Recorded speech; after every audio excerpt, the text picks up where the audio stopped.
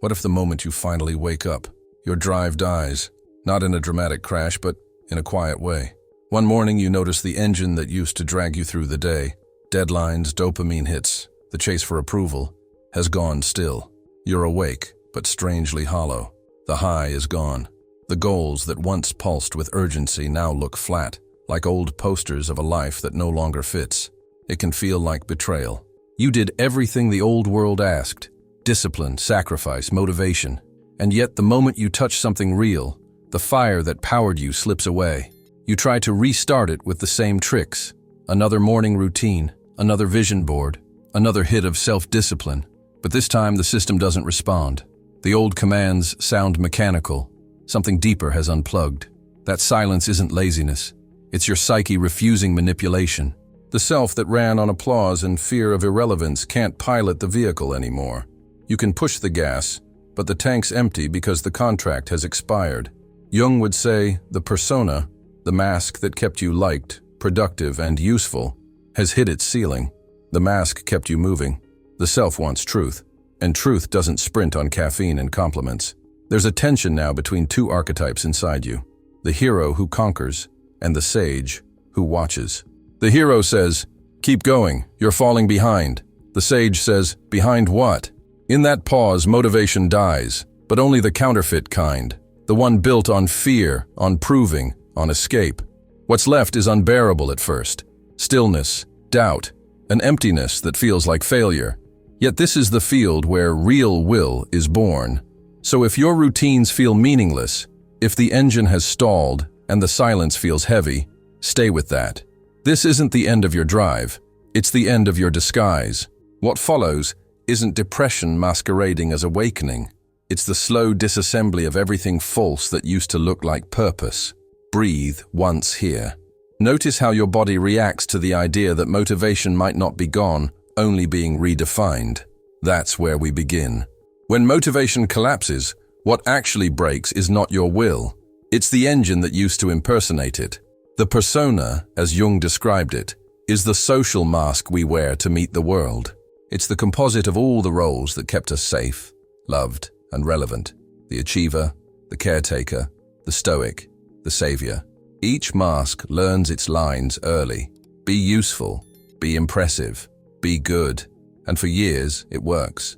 The applause feels like fuel, but awakening disrupts that contract. Suddenly, the applause doesn't land. You post, you perform, you finish, but nothing in your chest moves.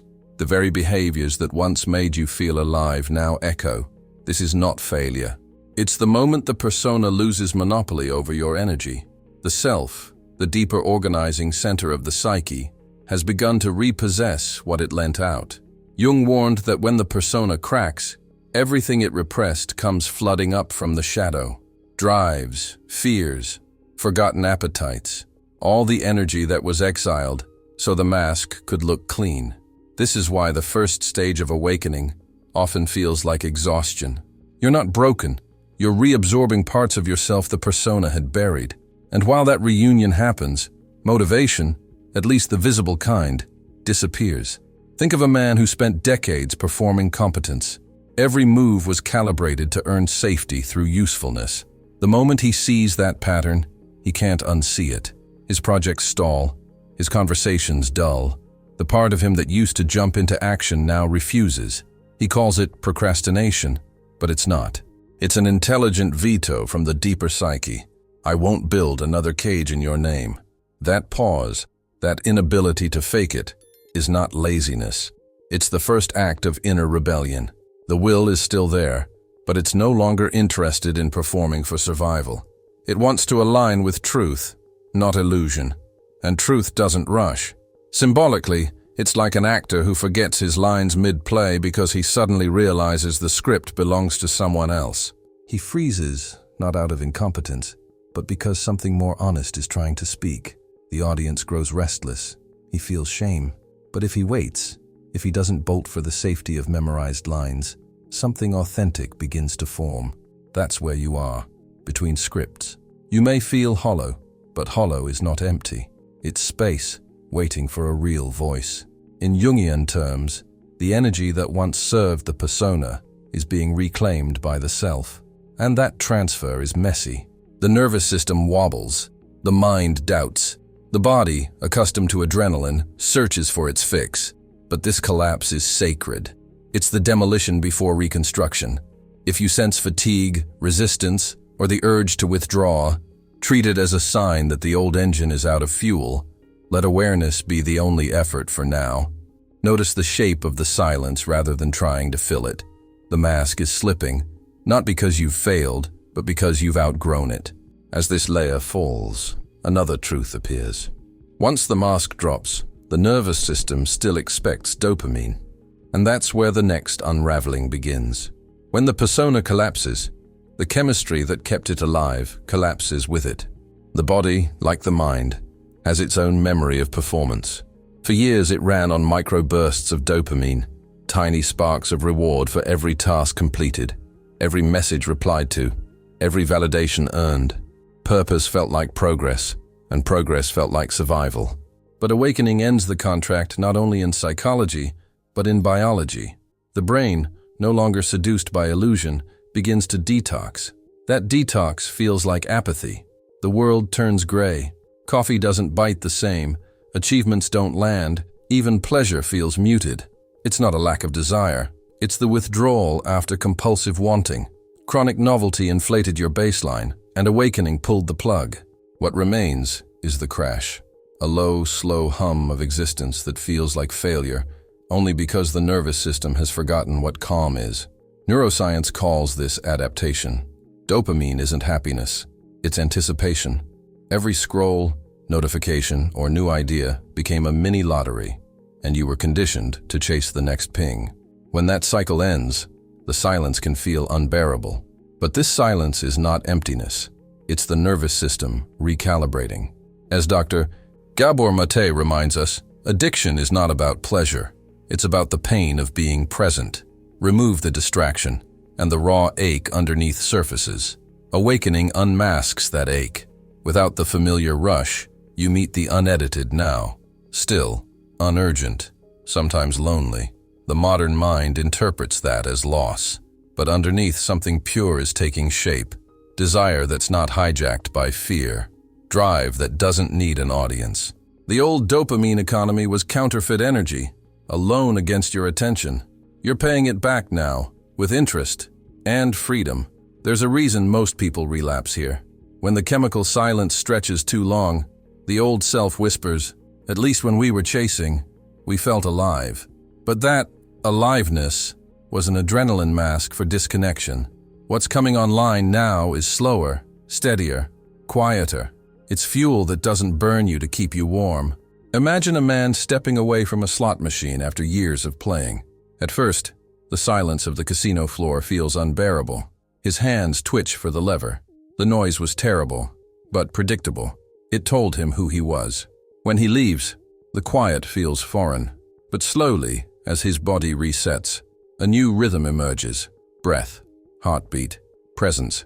The natural dopamine of being, not performing. This is what awakening asks of you.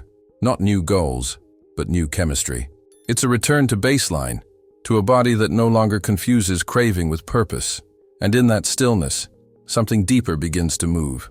A different kind of fear, one wired into the brain itself, starts to wake. The fear of the unknown, of losing the map. Because when the spikes end, prediction itself becomes the next addiction. And that's where the mind begins to tremble. The brain's first duty is not truth, it's safety. Long before awakening, your nervous system built a map of the world that kept you alive. It predicted what love should feel like, how success should sound, where danger might hide. Each experience fed that map, and every repetition confirmed it. This is why even pain, when familiar, feels safer than uncertainty. The body learns that predictability equals survival. Then awakening arrives and erases the borders. Suddenly, the map doesn't match the terrain. What used to bring reward, pleasing others, chasing status, avoiding silence, no longer works. The brain registers this mismatch as threat. In neuroscience, this is called prediction error. The mind hates being surprised. It prefers a miserable certainty over a liberating unknown. So when awakening scrambles the pattern, anxiety surges. The body interprets uncertainty as danger, even if it's actually freedom. Jung wrote that the process of individuation often begins with chaos, the disorientation that comes when the ego loses its compass. That confusion is not pathology. It's evidence that the deeper self is taking the wheel. But the nervous system hasn't caught up. It keeps flashing alarms. Something's wrong. Yet nothing is wrong. You're simply entering territory that the old you could never predict. Imagine a sailor whose map has burned. The horizon is wide open, but his body trembles, longing for shore. Predictive processing would rather rebuild the old coastline than face open water. That's how most regressions begin. The psyche clings to an old identity, because at least it knows its pain.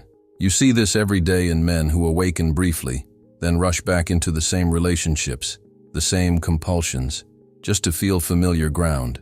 It's not weakness, it's the body begging for prediction again. The myth of Odysseus captures this perfectly. He knows the sirens will destroy him, yet part of him still leans toward their song. The song is certainty. The ropes around the mast, his conscious restraint, are the structures that let him survive uncertainty long enough to return transformed. You are in that moment, tied to the mast, tempted to return to what feels known, hearing the old rhythms of praise and punishment echo from the shore. There's a quiet courage required here, the courage to let your nervous system be confused without rushing to fix it.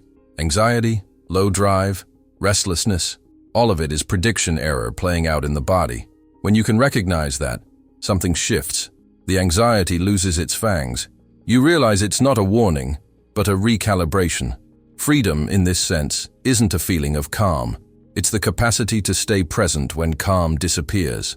To know that the trembling means your brain is learning a new world. That's not regression, it's evolution. And just beneath that tremor lies a deeper current. The psyche, now unguarded, begins to reveal the part that has always powered your ambition from the shadows. The hidden negotiator who says, "Perform, or I withhold your energy." The next turn of the journey leads there, to the shadow's bargain. Every man carries an unspoken deal with his own shadow. It usually begins young, somewhere between the first punishment and the first praise. A silent contract forms. Hide what's inconvenient, and in exchange, I'll keep you functional. The drives that don't fit the persona's script, anger, desire, power, longing for freedom, are banished below deck. They don't vanish. They start generating voltage from the dark. For years, this arrangement seems to work. You perform the good son, the reliable worker, the loyal partner.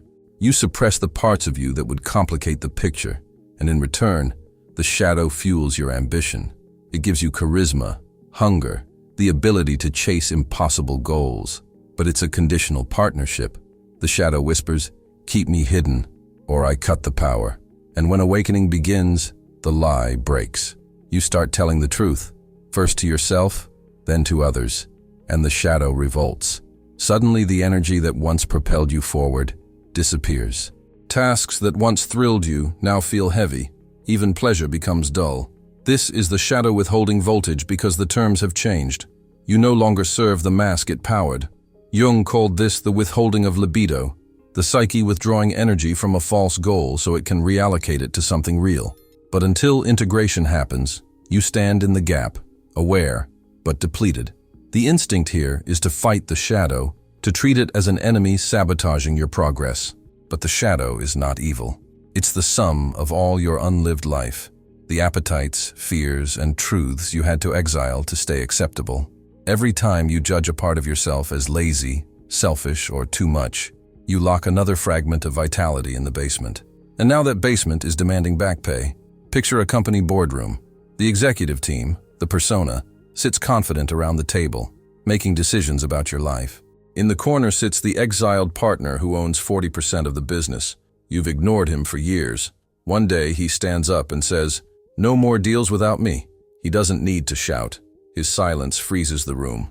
Without his consent, nothing moves. That's what the shadow does. It withholds energy not to punish you, but to bring you to the table. It wants acknowledgement, not obedience. Integration begins the moment you stop negotiating and start listening. The drives you called shameful often carry your most sovereign qualities: assertiveness, creative lust, hunger for autonomy. Until you make room for them, your motivation will remain split. Half of you marching forward, the other half pulling the plug. To meet this part, stillness helps more than struggle. When fatigue hits, pause long enough to ask, not analyze, just ask, what part of me refuses to move, and why? Often, the answer surfaces as an image, a memory, a sensation. Trust that. The shadow speaks in symbols, not sentences. When you bring that image to consciousness, even quietly, energy begins to trickle back. It's not instant. The psyche is cautious. It wants proof that you won't exile it again. But little by little, vitality returns, not as manic drive, but as grounded power, a will that arises from inclusion, not suppression. And once that power is felt, something unexpected happens. Grief, the sorrow of realizing how long you've lived divided. The mourning of all the years spent earning love by disowning yourself. That grief is the next fire you'll walk through. It's not regression, it's reconciliation, and it carries its own quiet authority. When the shadow begins to return its energy, it doesn't come back as excitement. It comes as grief, not the sharp, dramatic kind, but a deep, slow ache, the recognition that an entire version of you has died. You start to see how much of your identity was built around striving, performing, proving. The loss feels heavy because it is. You're not simply unmotivated. You're in mourning for the self who believed that effort could guarantee belonging. This is the part of awakening no one romanticizes. The silence after the storm, the space where the adrenaline fades and the stillness feels unbearable. In Jungian terms, this is contact with the self, the dimension of being that is both larger and quieter than the persona ever allowed. Meaning, in this stage, isn't a stimulant, it's weight. To touch it is to realize that your old fuel, approval, competition, the fear of irrelevance, was lighter than truth. And now you must carry something denser, authenticity. Dr. Gabor Mate often says that healing begins when we stop betraying ourselves for attachment. This is that moment. You feel the cost of every time you said yes when you meant no, every time you chased achievement to escape shame. The grief isn't just for what you lost, it's for what you traded away. Time, intimacy, peace. You start to see how the old fire burned, not just to create, but to be seen. And without that audience, you're left with the raw ember of your own presence. It's tempting to call this apathy, to pathologize the calm. But this stillness is not the end of your story. It's the clearing before rebirth. Think of a forge. When metal is heated, it looks motionless inside the flame, but the molecules are rearranging. What looks like inactivity is transformation at its most profound. There's a moment in the film Whiplash where the pursuit of mastery turns violent, obsession masquerading as purpose. Awakening asks a different question. At what cost? And whose dream was that? You begin to realize that much of your ambition was inherited, borrowed from a culture that equates worth with productivity. Letting that go hurts because it feels like abandoning your identity. But you're not abandoning. It's more like attending a funeral for the old god of hustle. In grief, there's often confusion. Who am I now that I'm not driven by fear? The psyche hasn't yet built the new structure, and the mind panics in the gap. This is where most men lose their center, mistaking the end of a costume for the end of a calling. Yet what dies here is not purpose itself, but the performance that disguised it. If you can stay present through the morning, a new kind of fire starts to form. Steady, clear, and less concerned with applause. It's not the blaze of egoic striving, it's the quiet burn of coherence, a flame that doesn't demand witnesses. And as that fire stabilizes, you begin to notice another ripple. Your relationships start to change. Without the old performance, the way you connect with others and the way they respond to you shifts. The next wave of transformation is relational. It's where the inner silence meets the outer world. Once the inner fire shifts, the social world starts to tilt with it. You begin to see how much of your relational life was built on performance, the charming mask, the agreeable tone, the constant negotiation for approval. When that engine shuts down, the entire economy of connection changes.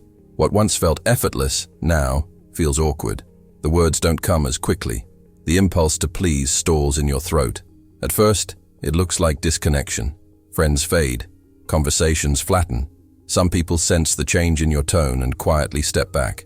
The social feedback loop that once fed your nervous system is gone. This is not rejection, it's reorganization. Relationships built on mutual performance can't survive the withdrawal from illusion. From an attachment perspective, what's happening is regulation shock.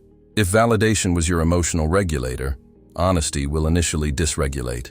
You're breaking an invisible pattern. I keep you comfortable and you keep me safe. When that pact dissolves, both nervous systems wobble. The loss of charm can feel like the loss of love, but it's often the first glimpse of integrity.